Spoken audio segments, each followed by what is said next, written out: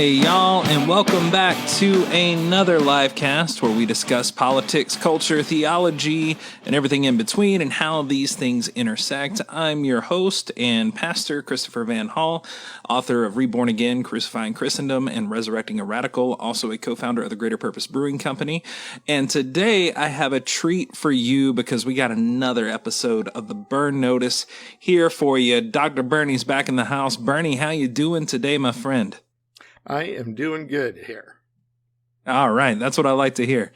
All right. Well, Bernie, as promised, we are going to discuss the problems with modern day evangelicalism. And those are too long to list, but we're going to kind of narrow it down and talk about how evangelicalism has been hijacked by the QAnon conspiracy theorist. So, Bernie, first off, what are your thoughts on QAnon, specifically QAnon being entrenched in evangelical culture? Well, I think that it is, 2,000 years of Christian history, have prepared the ground for traditional interpretations of Christianity, of which evangelicalism is, our primary contemporary manifestation of that understanding, to make them ready for a interpretation like QAnon. And so QAnon is a pretty dramatic, recent, last 4 years, emerging conspiracy theory. And what does a conspiracy theory have to do with Christianity or evangelicals? One of the things I mentioned, where I'm analyzing Pastor Jack Hibbs, who is a megachurch pastor down in Southern California at a Calvary chapel down there. And in the course of my dissertation research, I listened to countless sermons by this guy because he's a thought leader. He was on that special council of evangelical leaders that regularly met with Trump during his presidency. And but then when you kind of go out and look through all his body of writings on the environment and on guns, etc., on homosexuals, and his latest is how getting vaccinated and the government push for people to get vaccinated. He has currently, over the last few months, been saying this is the government's effort to get humans ready to accept the mark of the beast. Throughout his whole body of preaching, he is always spouting some kind of conspiracy theory. And I noted in my dissertation, I says, and that makes sense. After all, what is Christianity other than, in its traditional formulation, what is Christianity but just an ancient conspiracy theory that basically involves, a magical talking snake who convinces a naked woman in a garden to eat a piece of forbidden fruit, thereby raining death upon all of reality evermore thereafter. If you can believe that, you can believe QAnon. It's a fairly short stop, fairly short hop from naked woman eats some fruit to QAnon and, the Hillary Clinton, baby sacrifices. Which for our listeners, in case some people, not everybody even knows that Q is out there. They've never heard of it. So it's at least worth mentioning the broad outline is that this mysterious individual on the internet back in 2017 started dropping these hints claiming to be a high-level intelligence officer somewhere in the deep state that was secretly aware of efforts to arrest and bring to prosecution Hillary Clinton and her band of baby sacrificing blood drinkers. And that this was Donald Trump's God-given secret mission to bring her to justice. In a nutshell, that's QAnon. And not just Hillary Clinton too, but the Hollywood elites. Just the Hollywood elites. Tom Hanks, Oprah. Exactly. Right. All of those people. And so it makes sense, actually, that, some significant, I think I've seen studies saying that church going, kind of regular church attending evangelicals are less likely to believe QAnon, and self-identifying evangelicals who don't actually go to church very often, they are far more likely to be amongst those that accept and believe in the QAnon conspiracy theory. And it breaks my heart, man, to see so many people just gobble this stuff up. And if you have not seen the HBO documentary, folks, I highly recommend that you start watching it. It kind of gives you a glimpse into the history of Q and then also the mindset of some of these folks. And even in places like Santa Cruz, which we falsely believe often that is this utopian progressive hub, even in places like this, we have a lot of QAnon believers. I see their shirts. I see them protesting all the time. Many of them show up to anti-vax rallies. And I can guarantee you that 9 out of 10 of them identify as Christian, which is why we're talking about this today and why it's such a prevalent issue in our society. Right. So, Bernie, why do you think so many Christians are obsessed with QAnon that are also obsessed with Trump? Do you see a connection between their obsession with conspiracy theory and also their allegiance to the tyrant turd waffle? Well, I think that part of it is, evangelical Christianity, again, as it's usually articulated, has this very apocalyptic mindset. The world is about to end. And so, before QAnon came along, this idea that we are racing headlong to some kind of apocalyptic conflict where, all that is evil in the world is going to be set right by a magical intervention. That was the traditional Christian answer. QAnon, then has,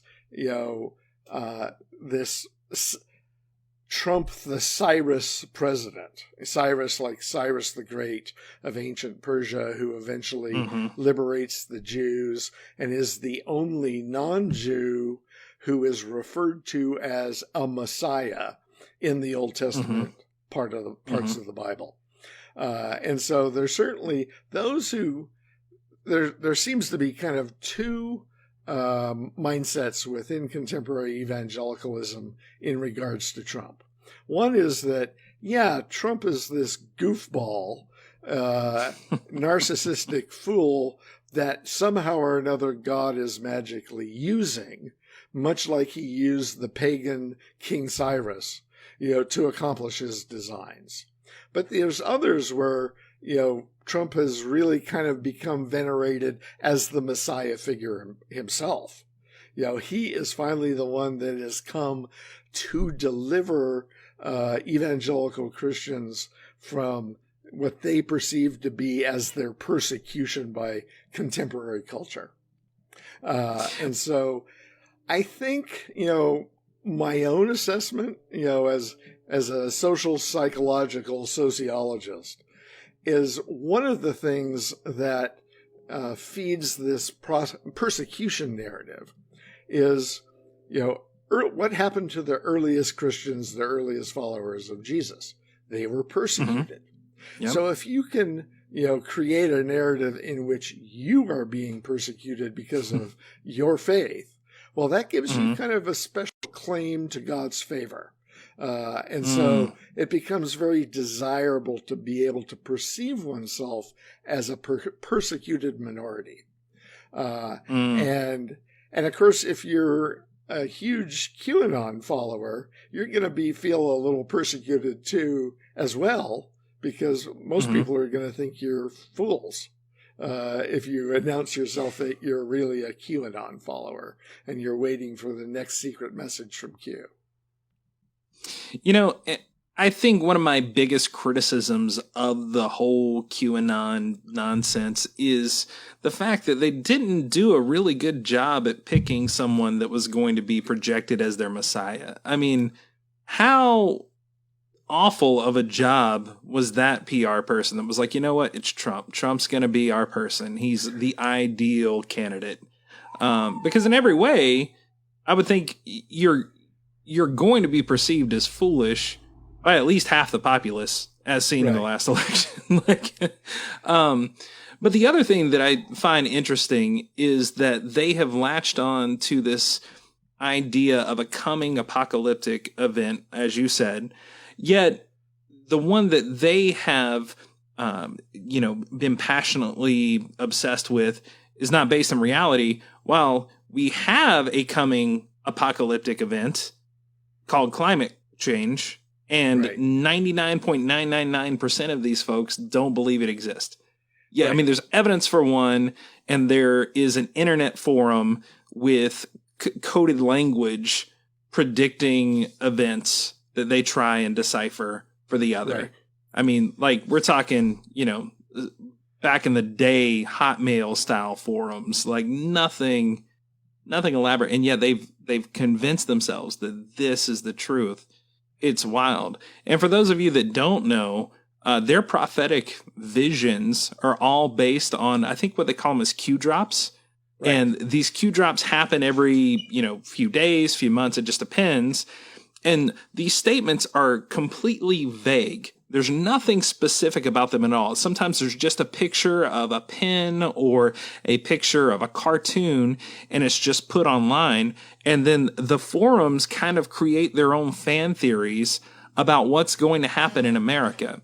And then through the process of just time unfolding, they figure out some crazy way to connect these vague posts to things that actually happened, and then they use that to verify this whole Q thing. It's legitimate because Q predicted this. And it's like, how did you even come to this conclusion? Like I said, that documentary just opened my eyes to how nonsensical this thing is, and yet it's not going anywhere. It's growing, which is somewhat terrifying to me.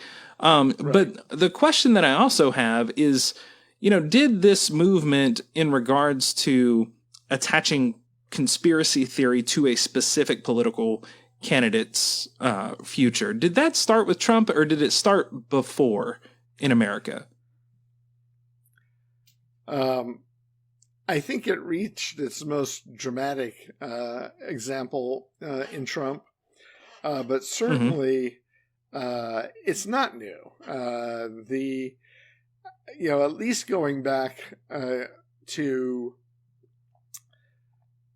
maybe the most recent example of this was John F. Kennedy's election in 1960, when, as the first Catholic president, this was considered just an abomination to what was still a majority white Protestant nation, and that there was all manner of speculation about what will it mean that we now have the Pope's puppet in the White House. That was the way evangelicals, talked about John F. Kennedy back in the 60s during his, tragically short presidency. And, it all basically traces back to the Great Awakening, the Second Great Awakening that happened in the 1830s and 40s in Midwestern and Northeastern United States.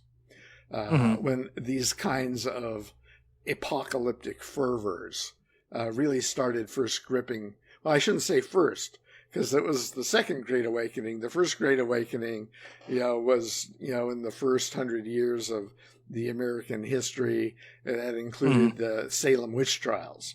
So these periods, these eruptions of religious fervor have been with us, from the beginning. However, around the time of, the founders, all that fervor had died down, and they were mostly, all except Patrick Henry, were deists. And for those that aren't familiar with that technical word, a deist is someone who accepts the idea of a supernatural divine being capable of creating a universe, creating physical reality. But, he does that, creates does a creation act, and then moves on to do who knows what. But, whatever he's doing, he's left the stage and is off doing other things. So he's no longer around to be involved in supernatural insertions into human reality anymore. So, that was, George Washington. Certainly it was Ben Franklin. It was definitely Thomas Jefferson. Definitely Thomas Jefferson. That was the dominant mindset of our founders. But then, about 30 to 40 years later, we have this Second Great Awakening, which has not really died off since then. It kind of fluctuates.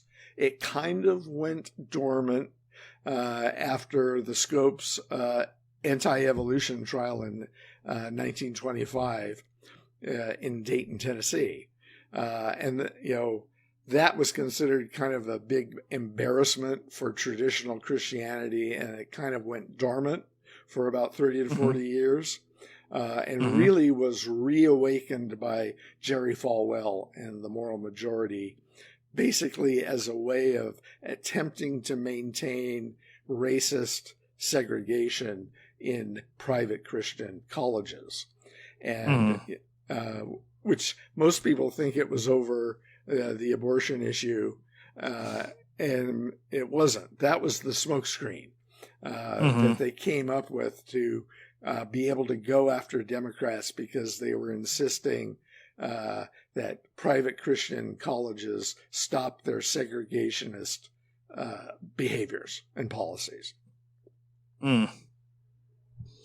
Oh my goodness. Yeah, when people talk about this being a Christian nation, a lot of them are, I guess, blissfully unaware of the positions of our founding fathers that were clearly not remotely connected to modern day evangelical thought. Right. In fact, they probably would have been diametrically opposed to their theology. And, on this topic, I always like to bring up something that most people have never heard of, the Treaty of Tripoli of 1797. So this was a treaty with the Barbary pirates in the Mediterranean, who were, taking over American ships and interfering with American trade in the Mediterranean area. We decided to pay them off. These pirates were Muslim pirates, and the George Washington administration negotiated this treaty with the Barbary pirates, and the treaty has a clause in it basically to let these Muslim pirates know, you're okay dealing with the United States of America. We're not a Christian nation.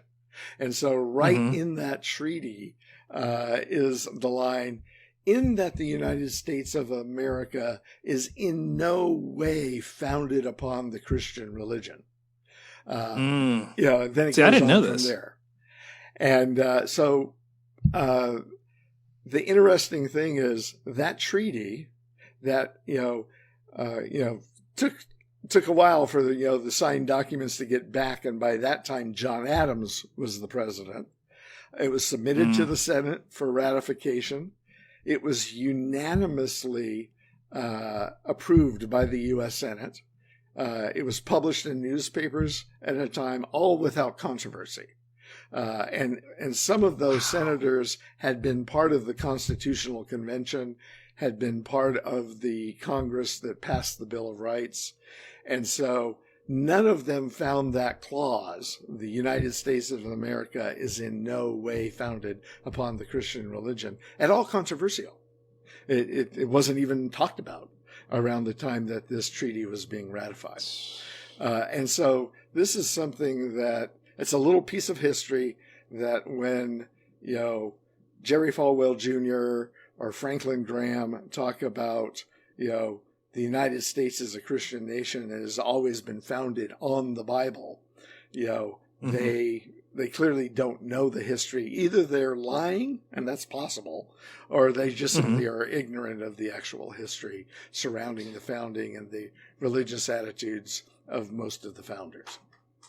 I think educating people is important, and that specific piece of knowledge, I think, is a silver bullet to a lot of debates, because the time period that they love to admonish and that they have romanticized in their minds is the time frame in which the founding fathers were alive. And knowing now that, not only were they not really interested in Christianity and they had this, deist view of the world, to know that they specifically said in writing, we are not a Christian nation, that blows my mind. I had no idea that document existed. So thank you for that, because I can't wait to utilize that in a conversation.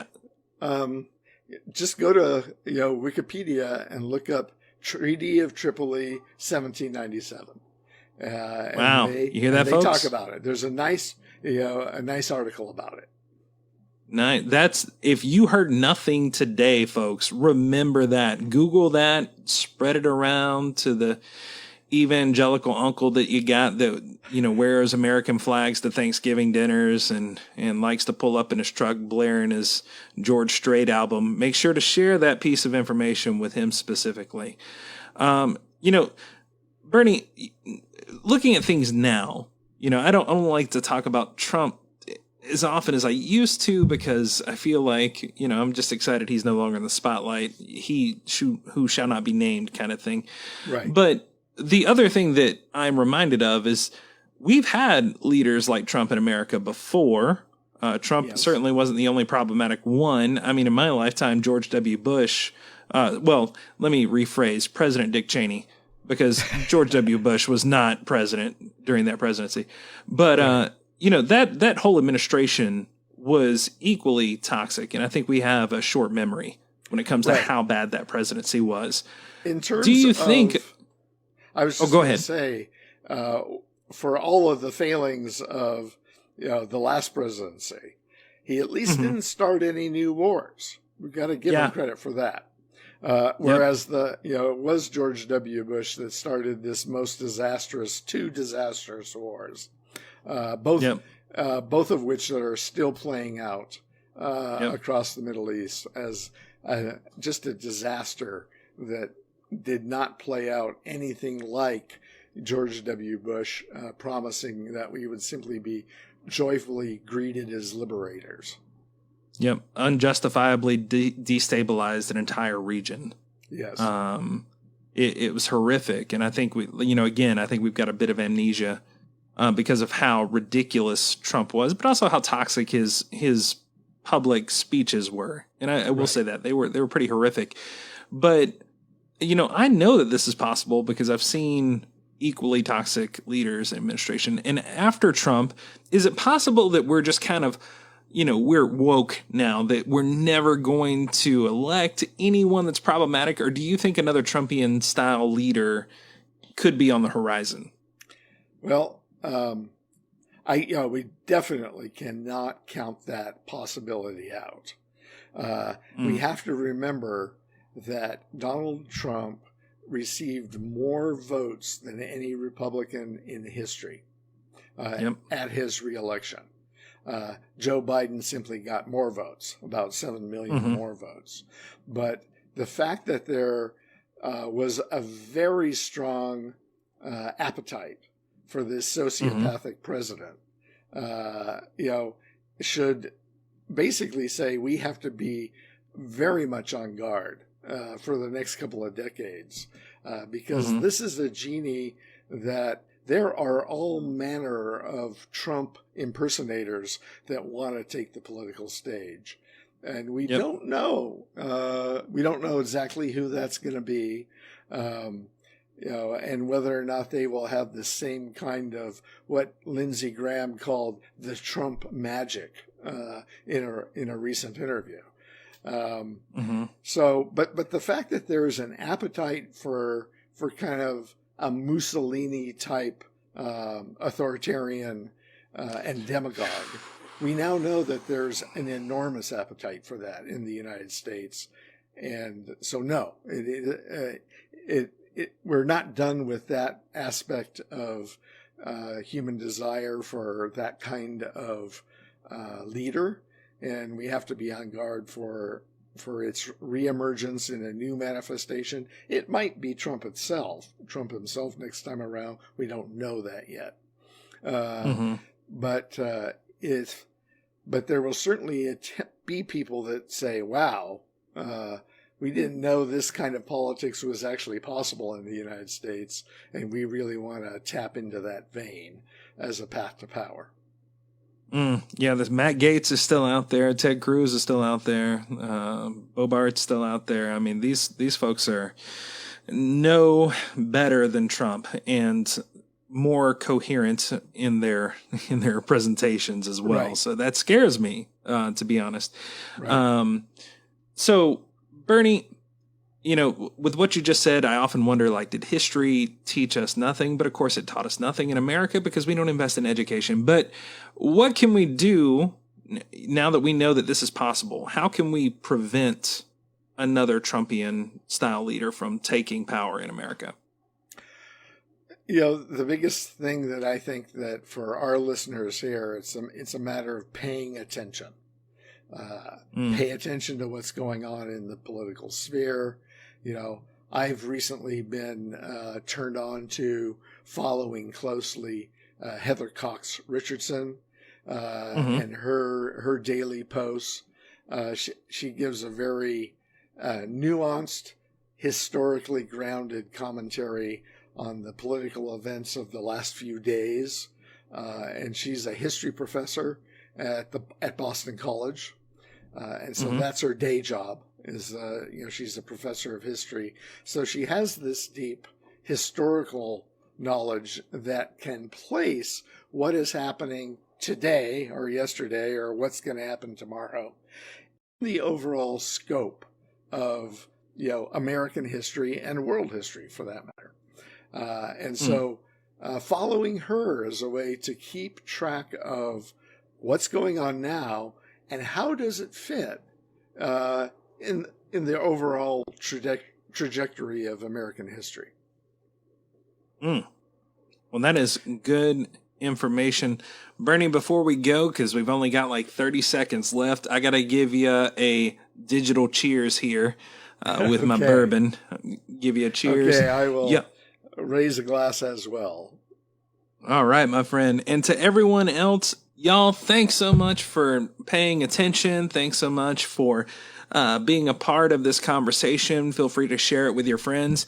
And until next week, y'all, no justice, no peace. Now, may the revolution of Jesus go with you wherever it may send you. May it guide you in healing this wasteland and protect you through the storm. May it lead you through this world seeking the justice it demands for you and for others. And may it bring you home preparing to continue love's mission beyond your doors. Grace and justice to you.